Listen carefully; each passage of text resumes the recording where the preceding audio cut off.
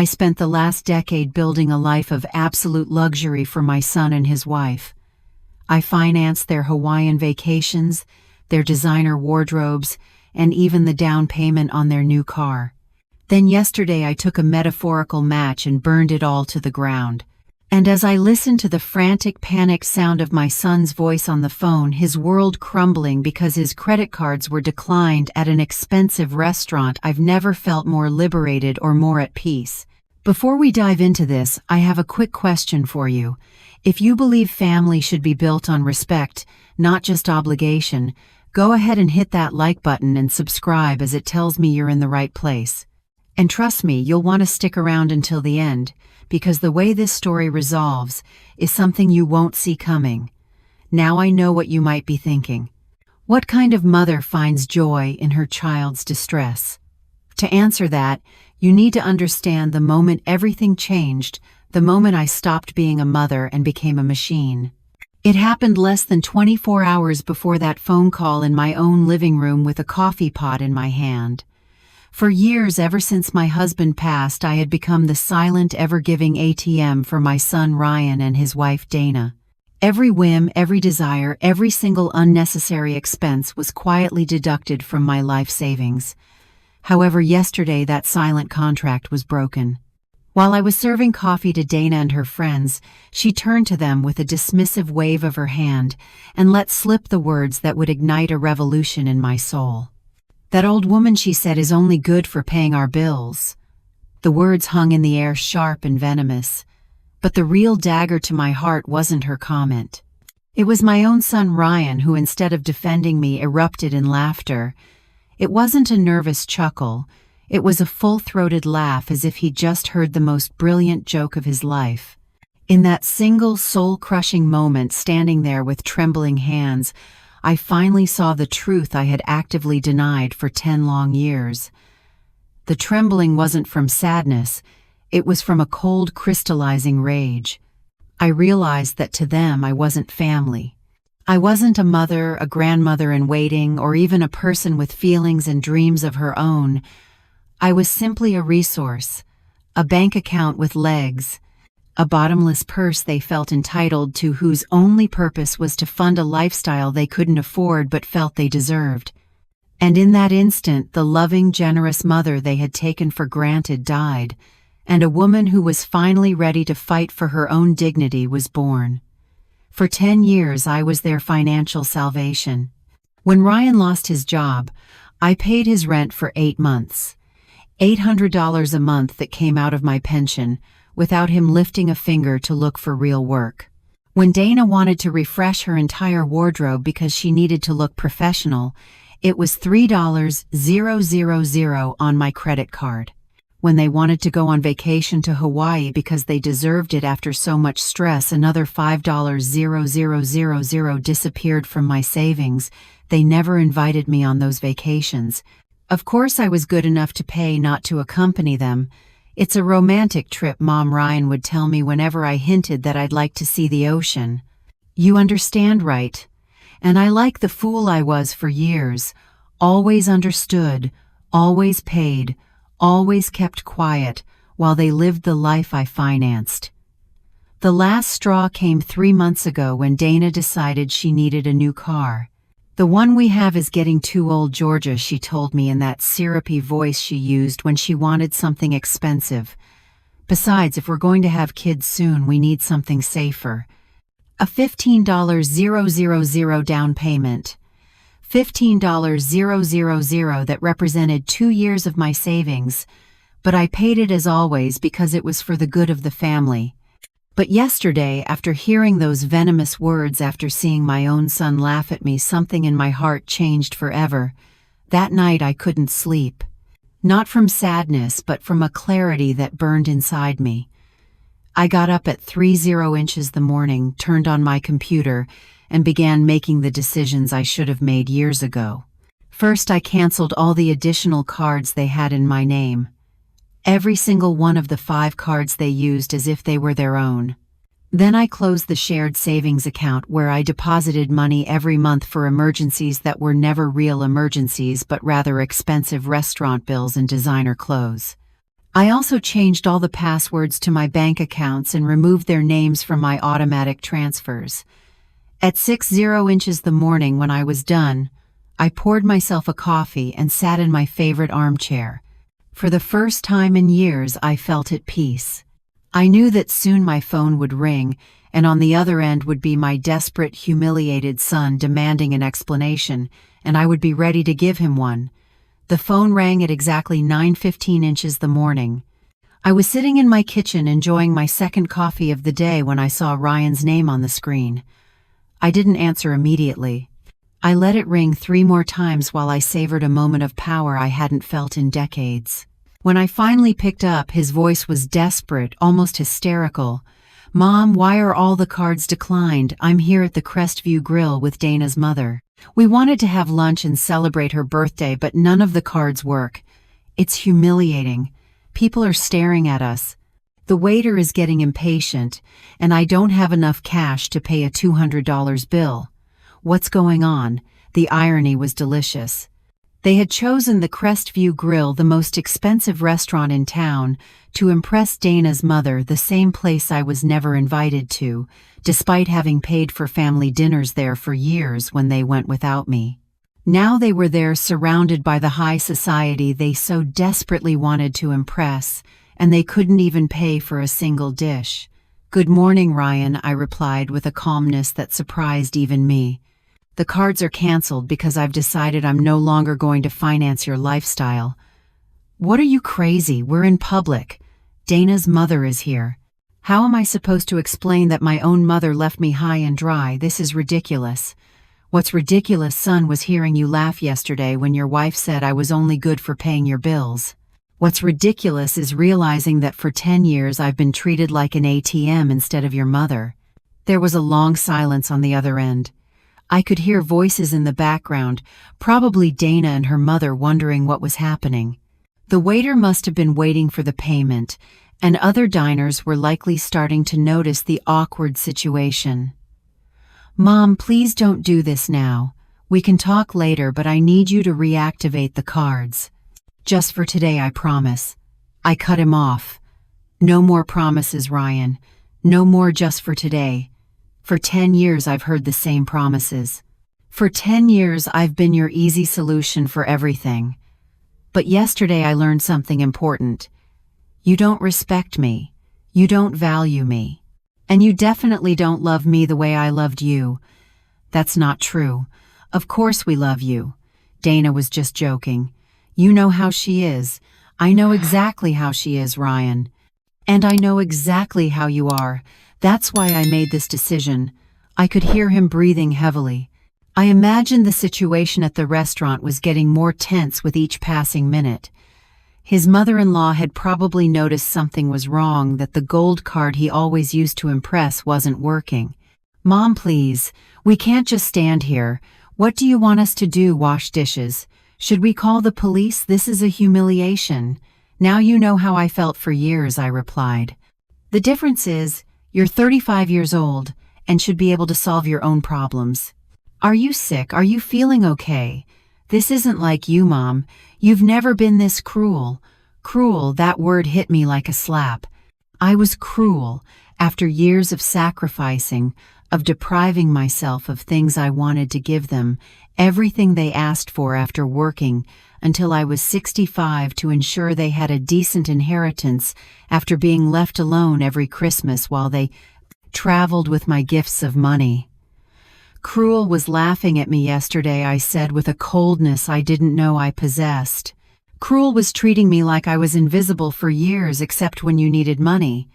Cruel was making me feel like my only value as a mother and as a person was my bank account." "Mom, Dana didn't mean it like that. Dana said exactly what she thought and you agreed with her. You both made it very clear what my place is in your lives." I heard louder voices in the background. Dana asking what was going on, her mother making comments. I couldn't quite distinguish, but that sounded annoyed.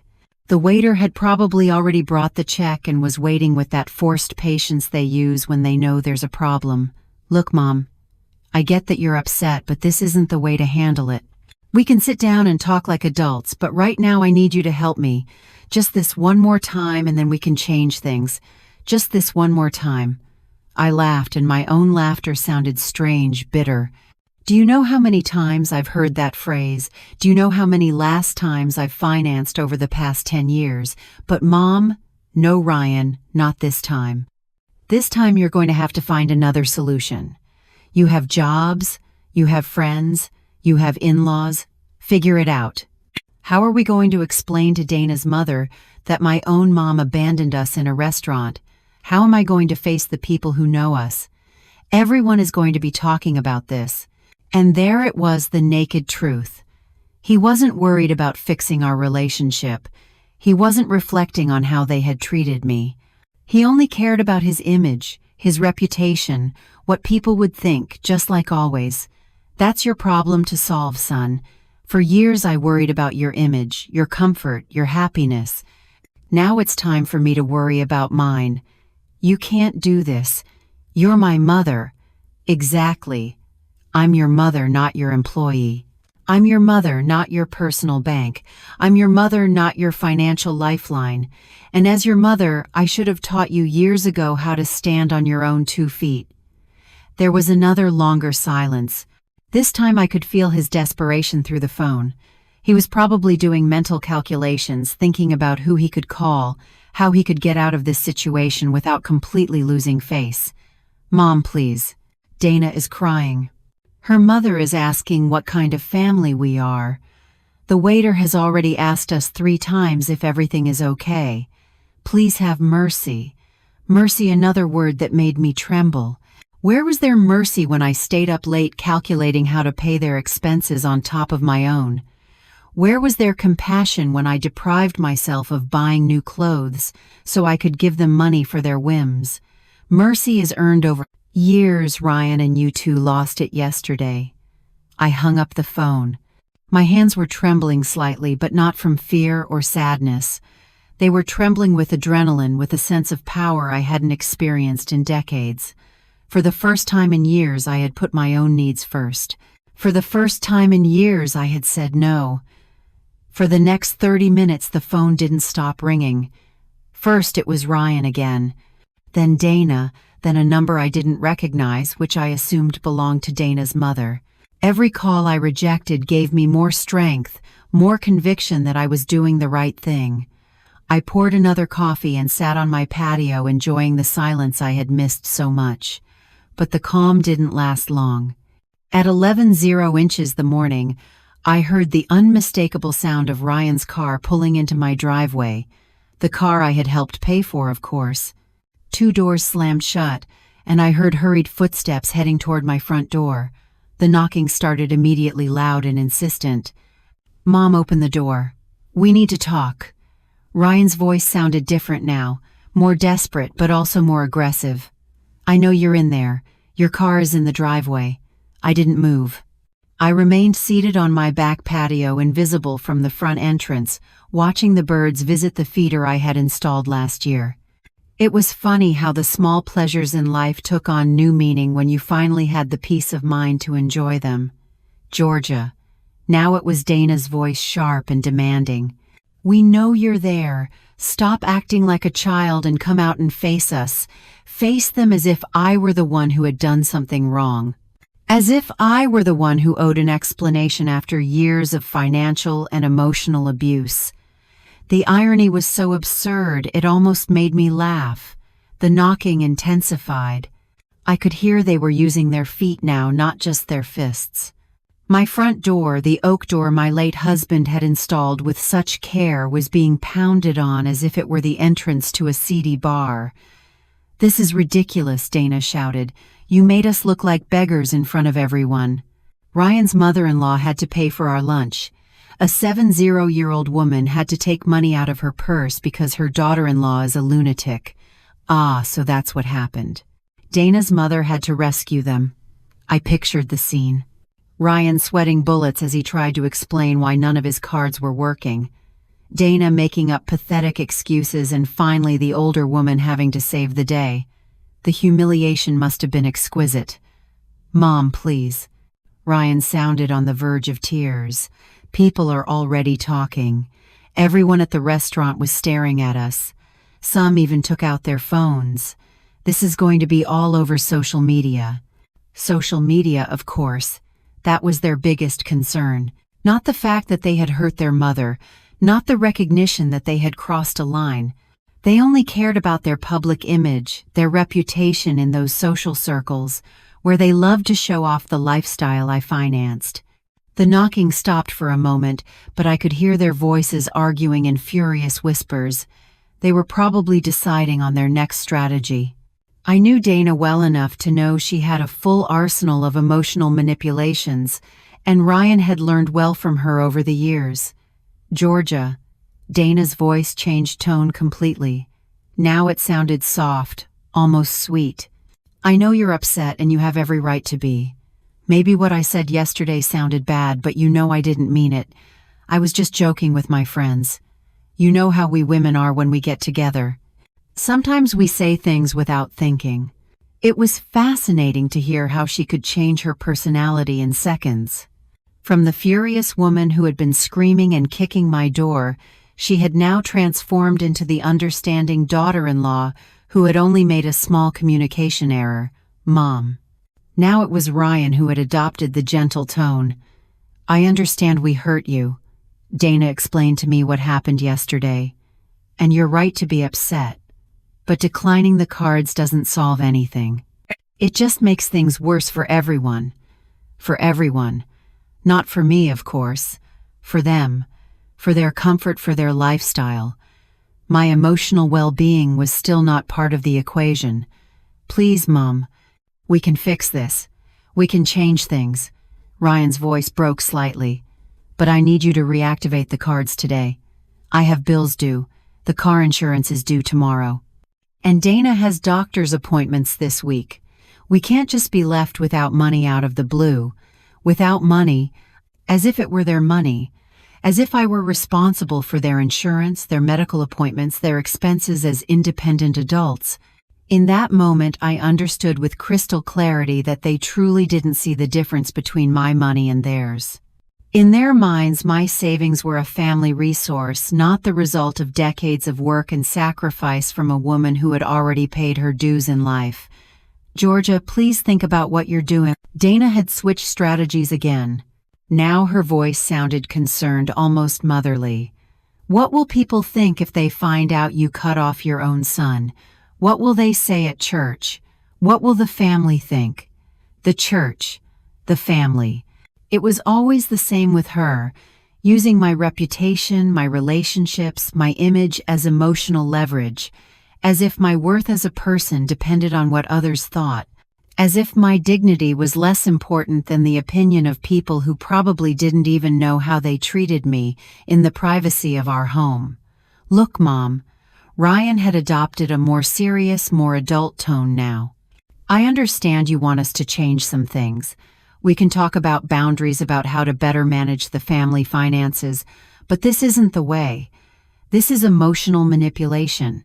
Emotional manipulation. The words echoed in my head like a slap. I was being emotionally manipulative after years of subtle blackmail, of being made to feel guilty every time I hesitated to give them money, of them using my motherly love to empty my bank account. The projection was so obvious it almost made me laugh. The knocking started again, but now more spaced out, less aggressive. They were realizing that the brute force strategy wasn't working. I could hear them move away from the door, probably walking around the house to see if they could spot me through a window. Georgia, Dana yelled from what sounded like my side window. We saw your shadow. We know you're in there. Stop hiding like a coward. Coward, there was the real Dana again, the one who emerged when the sweet manipulations failed. The woman who had called me that old woman the day before, who had turned my generosity into a reason for mockery, who had trained my son to see me as a resource instead of a person. I got up from my chair and walked slowly to the window from where she had shouted.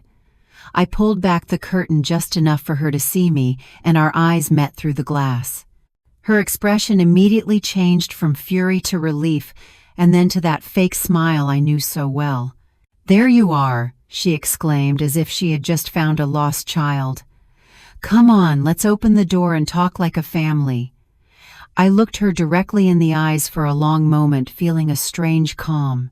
Then very slowly I closed the curtain again. I heard her shriek of frustration, followed by more pounding on the window, but this time I didn't flinch. I went back to my patio and sat down again. The phone immediately started ringing, but I silenced it. For the first time in years, my home was truly my own. The shouting and banging continued for another hour, but they gradually lost intensity. From my back patio I could hear fragments of their frustrated conversations, their desperate plans to make me change my mind. Dana suggested calling a locksmith to force the door open, but Ryan reminded her that would be breaking and entering. Even in their desperation, they didn't want to risk real legal trouble. Finally, I heard the car doors slam shut and the engine drive away. But I knew this was far from over. I knew Dana well enough to know she was already planning her next move, probably something more elaborate and emotional. I wasn't wrong. At 3:00 inches the afternoon, my phone started ringing with unknown numbers. First it was Dana's mother, her voice polite but firm. "Georgia dear, I think there's been a misunderstanding.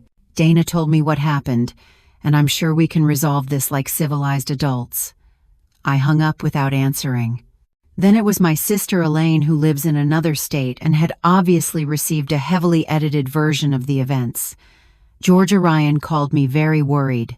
He says you're acting strangely and that you left them stranded at a restaurant. Are you okay? Are you feeling sick?" "I'm perfectly fine, Elaine," I replied.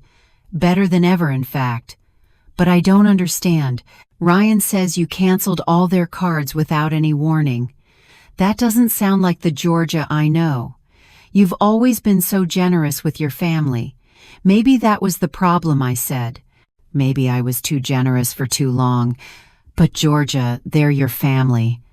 Dana says you're punishing them for an innocent joke. Surely you can sit down and talk this out." An innocent joke. It was impressive how Dana had managed to rewrite history in just a few hours.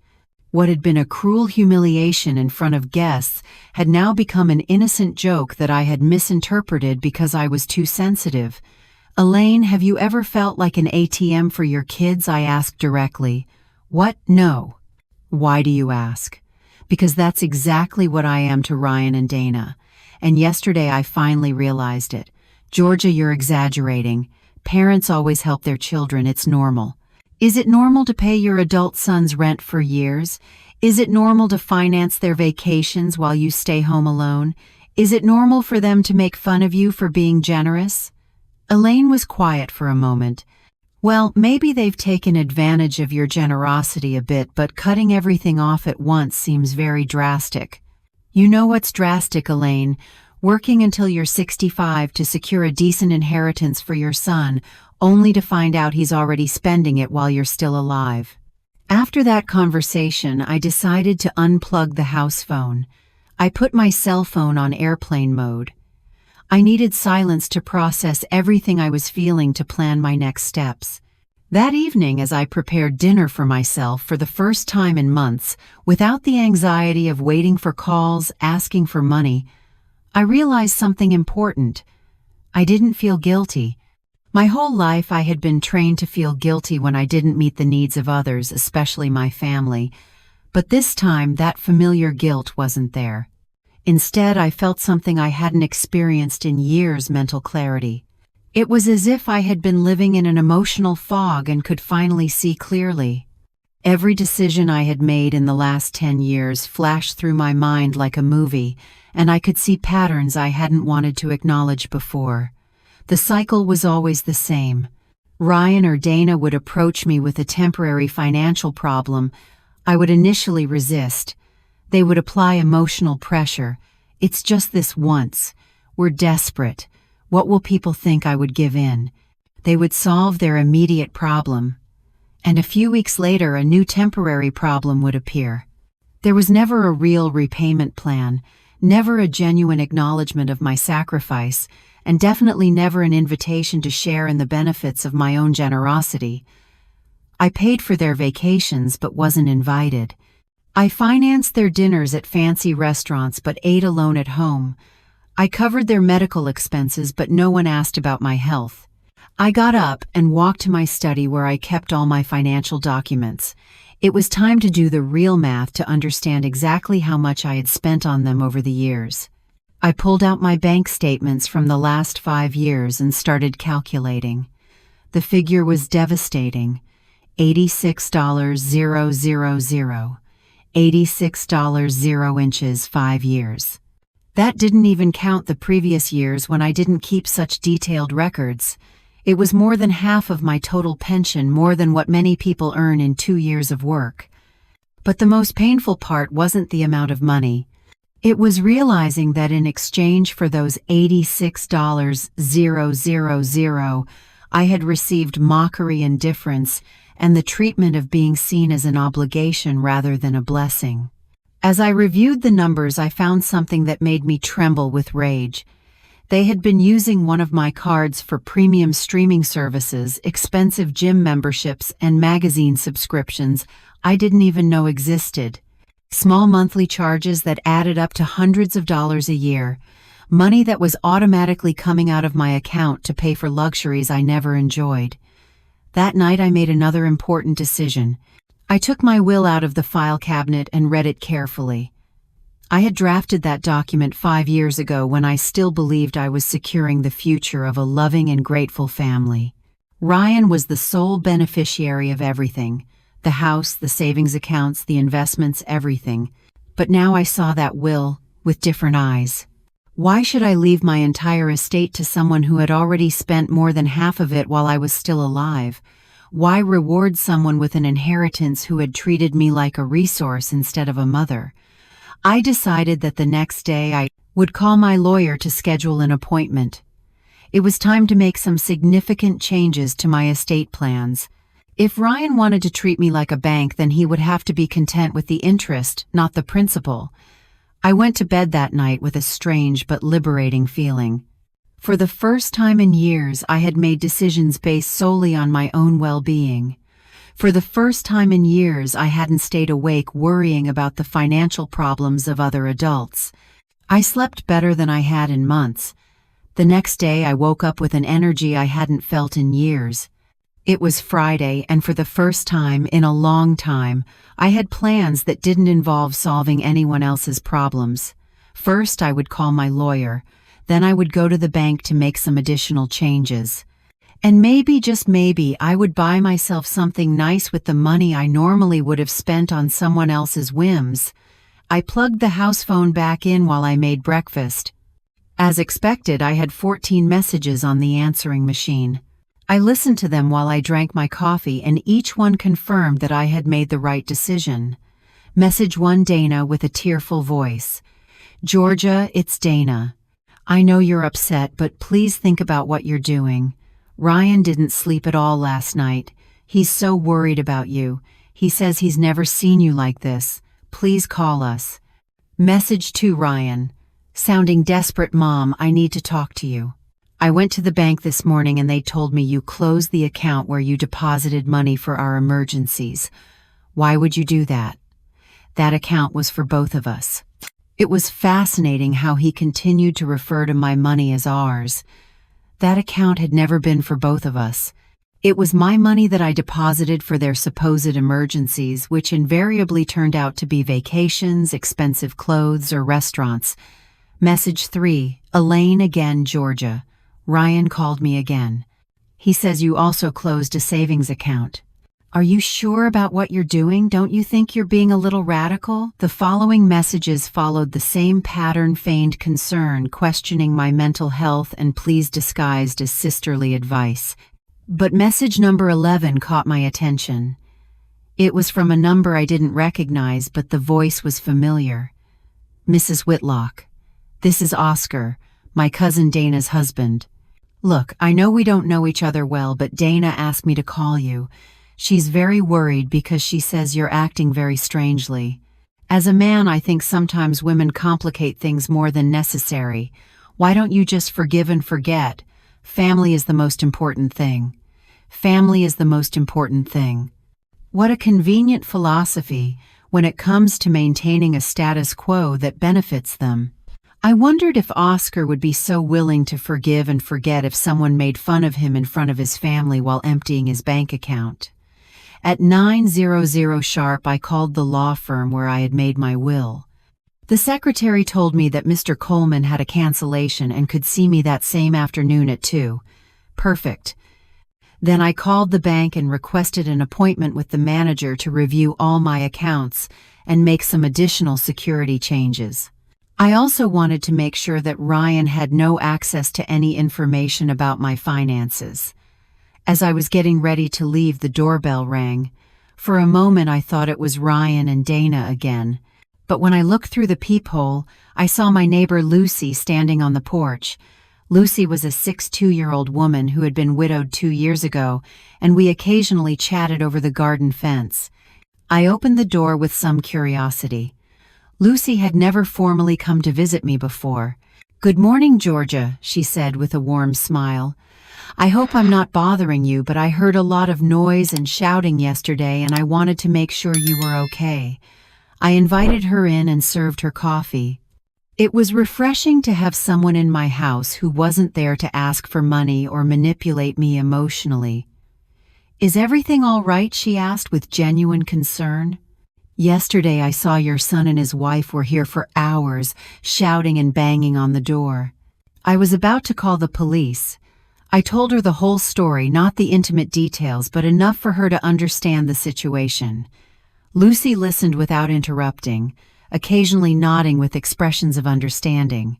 "Georgia," she said when I finished, "I have to confess something. For years I've watched how they treat you when they come to visit. I've seen them arrive in new cars dressed in expensive clothes, talking on the latest phones. Meanwhile, you're still driving the same car from 10 years ago and shopping at discount stores." Her words hit me because it was external confirmation of something I had been denying internally. Others could see the obvious that I had refused to acknowledge. "But what has struck me the most," Lucy continued, "is that I've never seen them do anything for you. I've never seen them help you with your groceries, fix something in your house, or simply visit you without it being to ask for something." "Is it that obvious?" I asked, feeling a mix of shame and relief. To someone looking from the outside, yes, but I understand why you couldn't see it. When you're a mother, you always want to believe the best of your children. Lucy stayed for another hour, and our conversation was the most honest and liberating one I'd had in months. She told me about her own experiences with adult children who expected her to solve all their problems and how she had learned to set boundaries after being widowed. "You know what helped me the most," she said before leaving. "Realizing that being a good mother doesn't mean being a martyr. You can love your children without sacrificing your dignity for them." Her words resonated in my mind all the way to the bank. In the manager's office, we reviewed all my accounts and implemented new security measures. I changed all the passwords, added two-factor authentication, and made sure that only I had access to any financial information.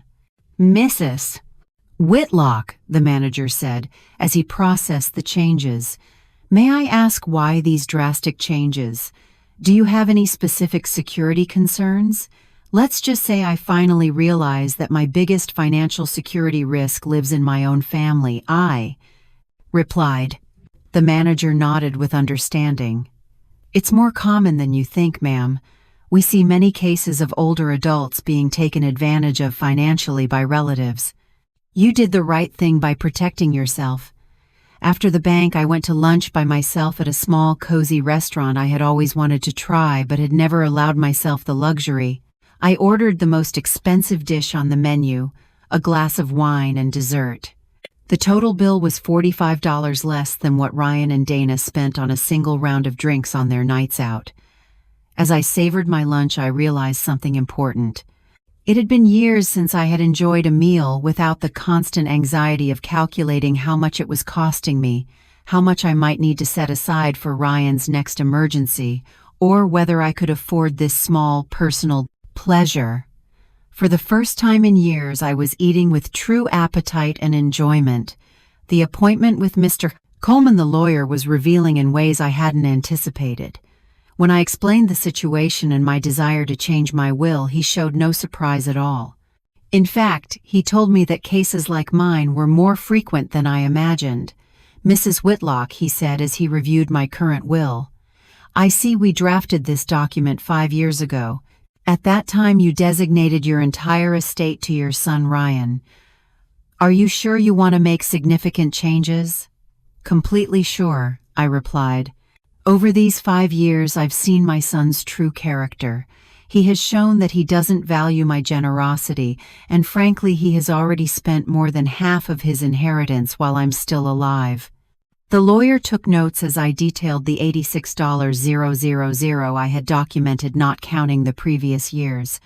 His eyebrows raised slightly when I mentioned the figure. "I understand your position," he said. "What kind of changes are you considering?"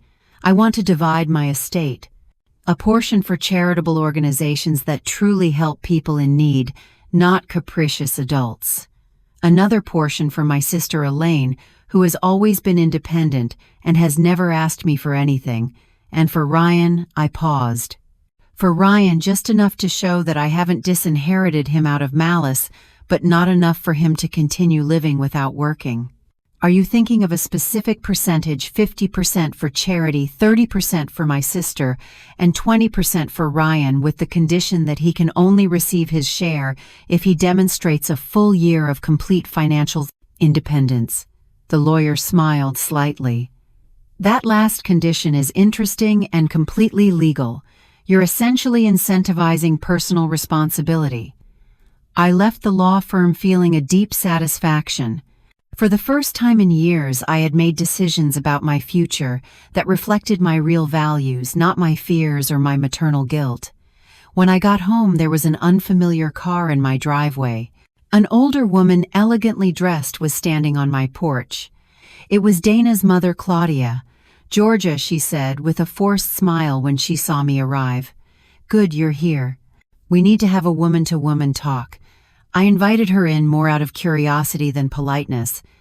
I wanted to hear what version of the events this woman had received. "Look, dear," Claudia began once we were seated. "I know there was a misunderstanding yesterday between you and the kids. Dana told me everything, and frankly I think you're exaggerating the situation."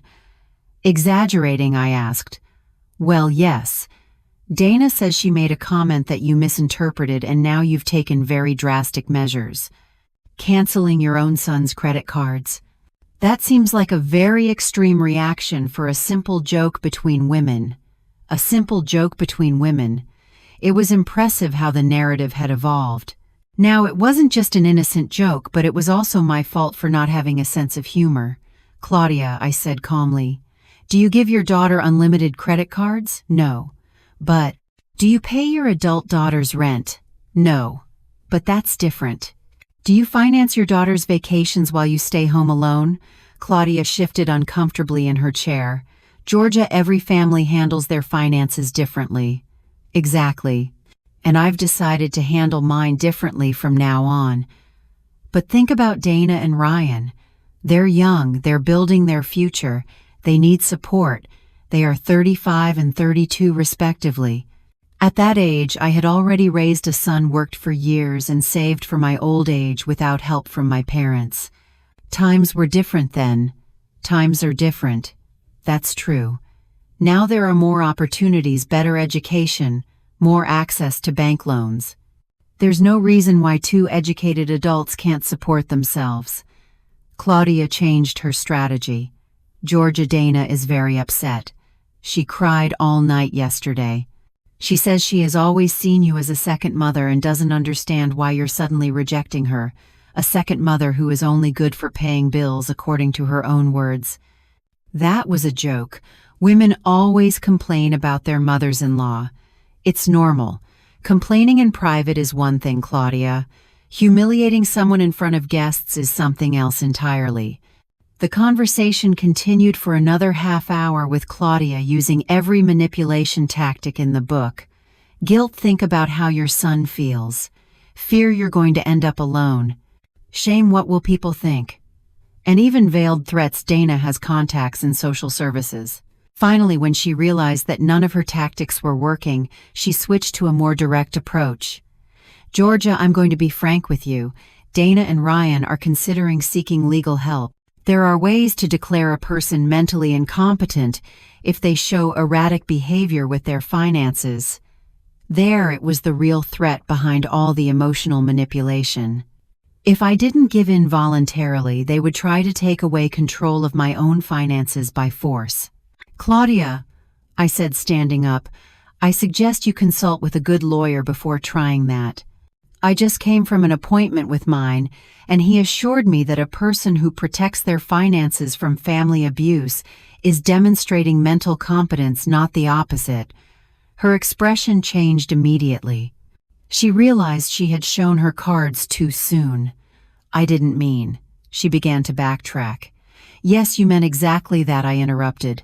"And now that I know what your true intentions are, I think this conversation is over." I walked her to the door in silence. Before she left, she said, "Georgia, I hope you reconsider.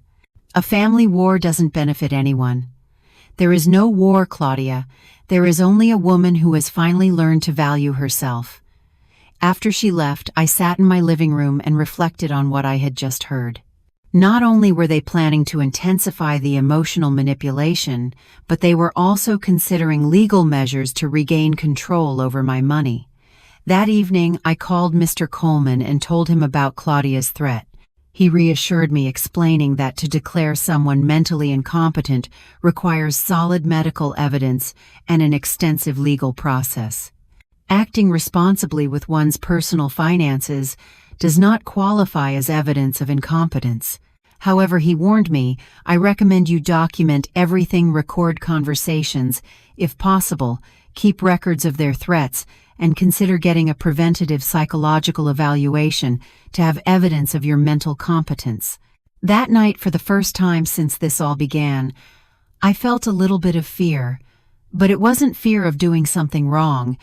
It was fear of how far they would be willing to go to regain control over my money. But I also felt something stronger than fear: determination. Claudia's threat kept me awake that night, but not from fear. It was from a cold rage that grew with every passing hour. How dare they consider declaring me mentally incompetent for protecting my own money? It was the ultimate manipulation. If you can't get what you want through persuasion, try to strip the person of their legal right to decide about their own life. The next day, Saturday, I followed Mr. Coleman's advice. First, I went to a private clinic where I had a complete psychological evaluation. The doctor, a professional woman in her 50s, listened as I explained the situation. "Mrs. Whitlock," she said, "after 2 hours of tests and interviews, let me be perfectly clear.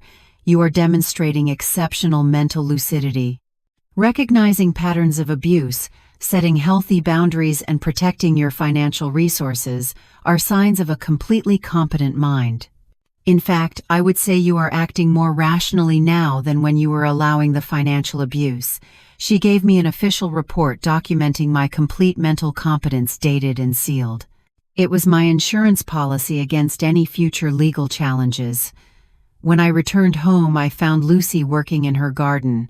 She came over to the fence that separated our properties with a worried expression.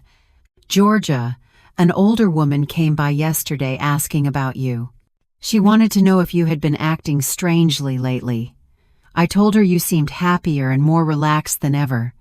I told her about Claudia's visit and her veiled threat." Lucy listened with growing indignation. "That's unbelievable," she exclaimed. "Trying to have you declared incompetent for not wanting to give away your money is the most absurd thing I've ever heard." "What bothers me the most," I said, "is that they truly believe they are entitled to my money. They don't see it as my estate. They see it as their inheritance paid in advance." "You know what you need," Lucy said with a mischievous smile. "You need to get out and enjoy your freedom. When was the last time you did something just because you wanted to?" She was right. I had spent so many years living according to the needs and demands of others that I had forgotten what it felt like to do something simply for personal pleasure. "There's a 5-day cruise leaving next Wednesday," Lucy continued. "I was supposed to go with my sister, but she had to cancel due to health issues. Would you like to come with me? The idea thrilled me immediately. When was the last time I had traveled for pleasure? When had I slept in a bed that wasn't my own, eaten in a restaurant without calculating the cost, or simply relaxed, without the constant anxiety of Ryan's next financial crisis? I would love to, I replied without hesitation. That afternoon we booked the cruise. $1,500 per person, for 5 days all-inclusive. It was a fraction of what I had spent on Ryan and Dana's last vacation. But this time it would be for my own enjoyment. Sunday morning, while I was figuring out what to pack for the cruise, the doorbell rang. It was Ryan alone this time. He looked terrible. Deep dark circles under his eyes, wrinkled clothes, a desperate expression. "Mom," he said with a broken voice, "please, we need to talk." Without Dana, without shouting, just you and me. I let him in but kept my emotional distance. I had already learned to recognize when I was being manipulated. "Mom, I'm desperate," he began. "The car insurance is due on Monday, and I don't have the money to pay it. If I don't renew it, I can't legally drive. And without a car, I can't get to work." "How much is the insurance?" I asked. $250. "And how much did you earn last month?" $3,500. But what, Ryan? But we have expenses, the rent, food, utilities, and what else do you spend money on? He was quiet for a moment. "Mom, don't you understand? Living is expensive." "Living is expensive when you have a lifestyle you can't afford," I replied. "Tell me one thing, son. How much did you spend on restaurants last month?" "I don't know. Maybe." "How much do you spend on streaming services, gym memberships, food delivery apps?" "That's different, Mom. Those are basic necessities. Streaming services are basic necessities. In the modern world, yes, you can't live like a hermit." There was the fundamental problem. Ryan genuinely believed that luxuries were necessities, and that real necessities were someone else's responsibility. "Ryan," I said calmly, "you're 35 years old. You have a college education. You have a job. Why can't you pay a $250 car insurance bill? Because there's no money left after everything else. Then cut back on everything else." "It's not that easy. You can't just cut expenses like that." "Why not? Why?" He became visibly frustrated. "Because we have a life to maintain. A life you can't afford. But you've always been there to help us." And there was the naked truth. He wasn't asking for temporary help. He was claiming what he considered his right. In his mind, I was a permanent part of his financial structure, not a mother who occasionally provided support. "Ryan, I'm going to ask you something, and I want an honest answer. Have you ever in these 10 years made a real budget and tried to live solely on your salary?" He fell silent. "Have you ever considered moving to a cheaper apartment?" Silence. "Have you ever voluntarily cut back on expenses so you wouldn't have to ask me for money?" "Mom, those are unfair questions." "Unfair? It's unfair to ask a 3-5-year-old adult if he has tried to live within his means. You don't understand the pressure we're under. Dana has expectations. Her friends live a certain way. We can't look poor. And when did you consider that my expectations and my financial pressure mattered?" For the first time in the conversation, Ryan was completely silent. I could see in his eyes that he was processing something he had never considered before. "Mom," he finally said in a softer voice, I didn't know you felt pressured." "Really? You never wondered how I could afford your lifestyle while I ate beans and rice? You never wondered why I never bought new clothes for myself, but always had money for your emergencies?" Tears began to roll down his cheeks. I thought you liked helping us. I thought it was your way of showing love. And it was Ryan. But you turned my love into an obligation. You turned my generosity into an expectation. And finally, you turned my sacrifice into a reason for mockery." "Mom, what Dana said was the straw that broke the camel's back, but the glass had been filling up for years." Ryan cried silently for several minutes. When he finally spoke, his voice sounded different, more mature. What can I do to fix this? You can start by paying for your own car insurance. Ryan sat in my living room for almost an hour after our conversation. We didn't talk much more, but I could see that something had changed in his expression. For the first time in years, he seemed to be truly reflecting on his behavior, instead of just looking for ways to get what he wanted. When he finally left, he said, "Mom, I'm going to find a way to pay for the insurance, and we're going to have a serious talk about our expenses." I didn't completely believe him, but at least it sounded like a first step toward maturity. On Monday morning, as I was packing for my cruise on Wednesday, I received an unexpected call. It was Dana, but her tone was completely different from the one she had used in the previous days. "Georgia," she said in a calm voice, "I know things have been tense between us. Could we meet for coffee without Ryan, without drama, just the two of us?" I agreed, more out of curiosity than any hope of reconciliation. We met at a small coffee shop near the mall. Dana arrived dressed more simply than usual, without the expensive jewelry and designer clothes she normally wore. She looked tired, but also more humble.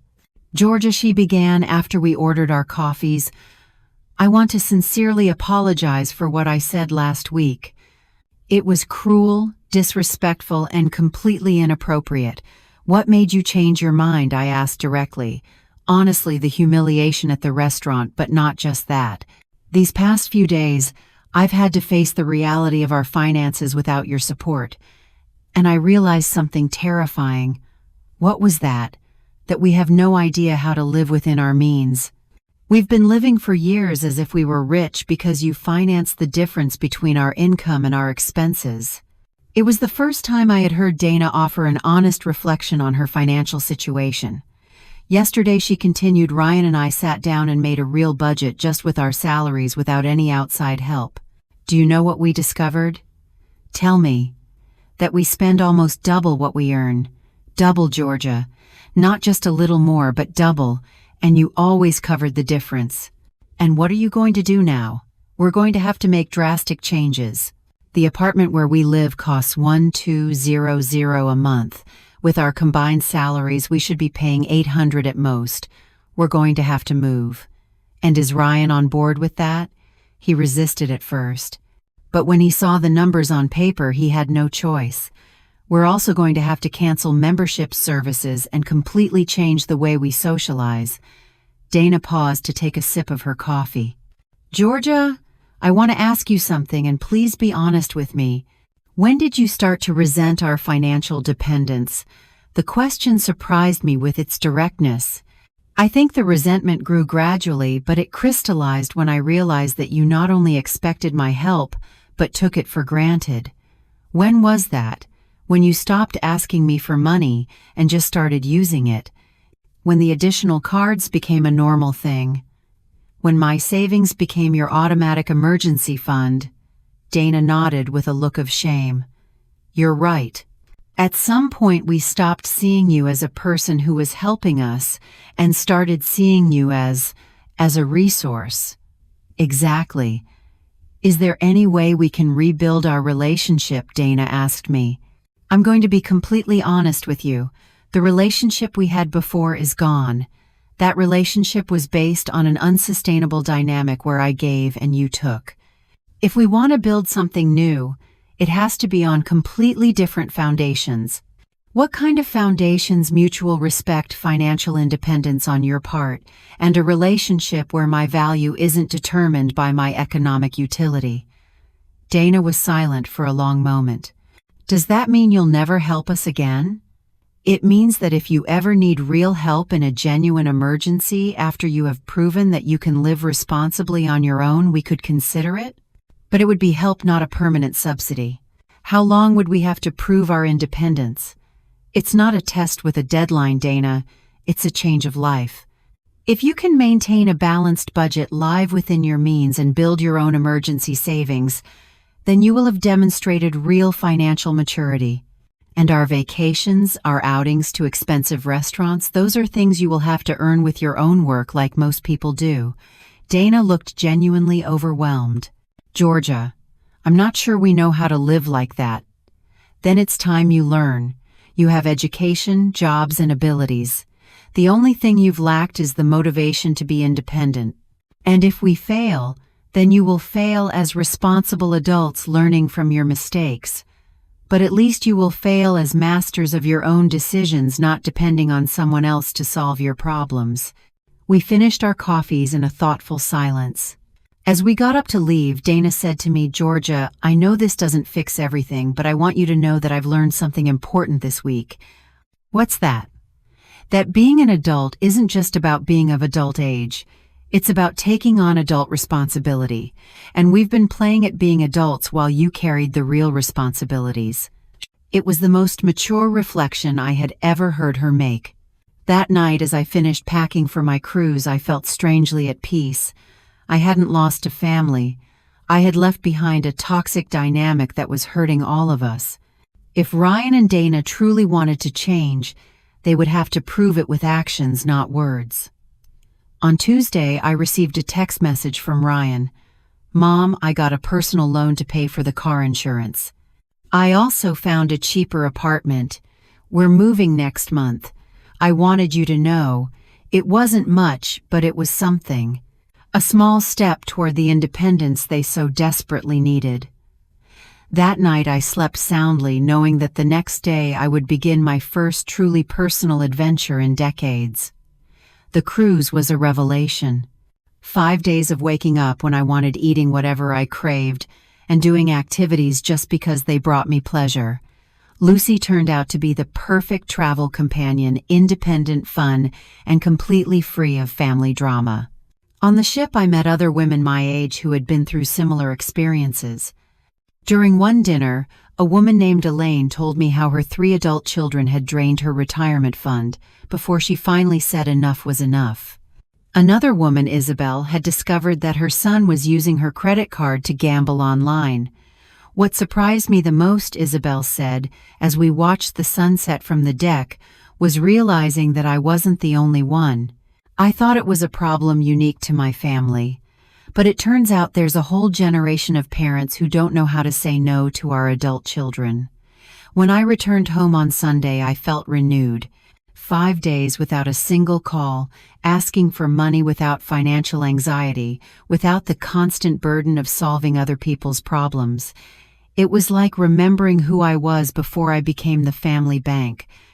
There were several messages on my answering machine, but to my surprise, none of them were a desperate demand for money.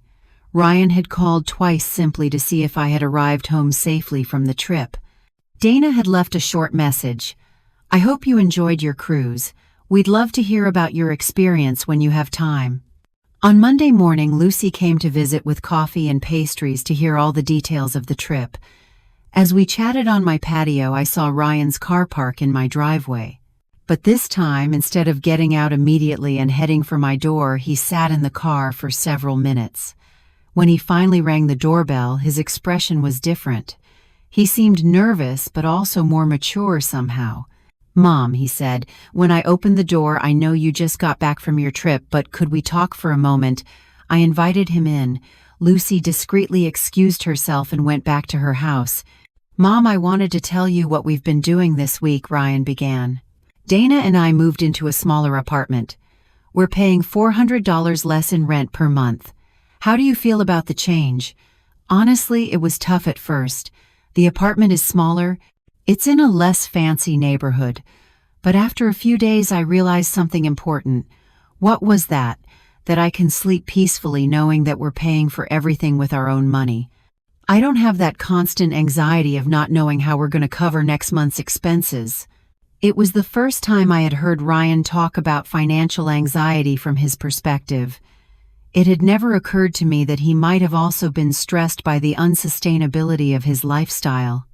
We also canceled the expensive gym memberships and signed up for a basic one that costs a fifth of the price, he continued. And Dana found a part-time job on weekends to generate extra income. Dana is working more. Yes, and it was her idea. She says she wants to contribute more actively to our finances instead of just managing money that comes from other places. I was surprised to hear that Dana had taken that initiative. Mom, I also wanted to apologize formally, not just for what happened 2 weeks ago, but for all these years. I never realized I was treating you like an ATM instead of my mother. What made you realize it? When we had to make our first real budget, I realized I had no idea how much it really cost to live. My entire adult life I had been living beyond my means because you covered the difference. Ryan paused and looked me directly in the eyes. Mom, I want you to know that these last few days have been the first in years where I truly feel like an adult. Making my own decisions, solving my own problems, being responsible for my own consequences. And how does that feel? Terrifying, but also liberating. I didn't know how much weight I was carrying until I got rid of it. The weight of knowing deep down that I wasn't truly independent. The weight of knowing I was living a financial lie. The weight of knowing that my lifestyle depended on exploiting my mother's generosity. Those words hit me deeply. For years I had thought I was the only one suffering in that dynamic. But it turned out that Ryan had also been carrying guilt and anxiety. Mom, I know I have no right to ask you for anything after everything that's happened, but there's something I'd like to ask you. Tell me, do you think we can ever have a normal relationship? A relationship where I'm your son who visits you because he loves you, not because he needs something. The question moved me because it implied that he understood the difference.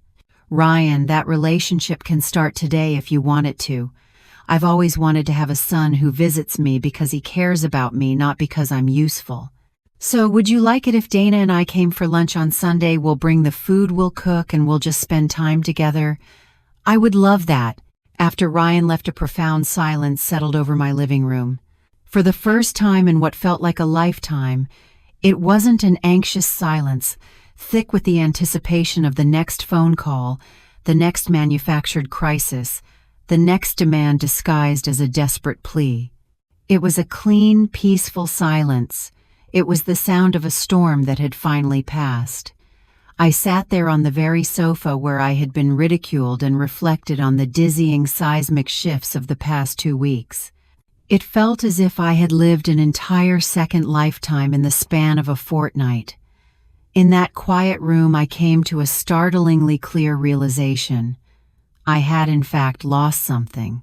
I had lost the exhausting, thankless, and soul-crushing role of being my family's financial savior. I had lost the heavy crown of being the eternal provider, the emergency fund, the solution to every poor decision they made. I had lost the sleepless nights spent poring over my own modest budget, trying to stretch it to accommodate their extravagant tastes. I had lost the quiet resentment that simmered just beneath the surface, the corrosive feeling of being used, of being seen not as a person but as a function. And what had I gained in its place?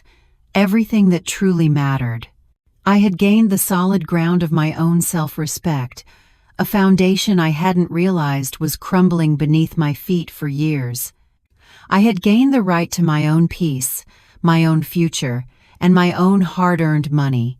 Most unexpectedly, in the wreckage of the toxic dynamic I had been forced to demolish, I saw the faint, fragile green shoot of a new possibility, the chance to have a genuine relationship with my son. Not a relationship of dependency and obligation, but one built on the bedrock of mutual respect and his own hard-won maturity. I had to let go of the son who needed me financially to perhaps finally meet the son who might one day want me for who I was. This new reality, however, required a new blueprint for the future, a future that was now entirely my own to design. The will I had drafted years ago, a document born from a naive and now shattered belief in their gratitude, was a relic of a past life. It was a testament to the woman I used to be, not the woman I had become. That evening, with a clarity that felt both powerful and serene, I picked up the phone and called Mr. Coleman again. I could almost hear the surprise in his voice. "Mrs. Whitlock," he said, his tone professionally curious. "It's good to hear from you. I trust everything is all right." "Everything is more than all right, Mr. Coleman," I replied, a smile touching my lips. "In fact, things are finally starting to become right. I need to modify my will